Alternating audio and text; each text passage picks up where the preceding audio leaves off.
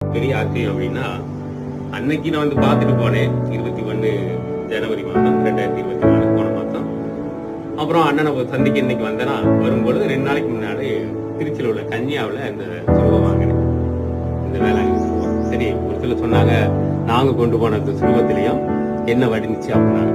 தோமையார் மாதிரி நம்மளும் ஒரு இதாக இருந்தாலும் ஒரு வகையில நானும் ஒரு சுருவம் வாங்கினேன். சரி, நம்மளும் தான் ஒரு சுருவம் எடுத்து போவோம் அப்படின்ட்டு அந்த சுருவம் சரி பெனடிக்டன் கிராஸ் அப்படின்ட்டு இத்தாலி போயிருந்தப்போ ஒரு பெனடிக்டன் கிராஸ் ஒன்று வாங்கினேன். தேங்கிற ஒரு சிறந்த கிராஸ் அப்படின்னு சொல்லுவாங்க. திருச்சியில் எல்லாரும் நம்ப முடியும். அப்போ அந்த சுருவத்தை கொண்டு வந்தேன். அதை கொண்டு வந்து அண்ணனை ஜெபிச்சு தர சொன்னேன். அண்ணன் ஜெபிச்சாப்ல ஜெபிச்சு அவரு கையில வச்சு ஜெபிக்கிறாரு. நான் என் முன்னாடி தான் ஜெபிக்கிறாரு. அந்த ஜெபிச்ச உடனே அந்த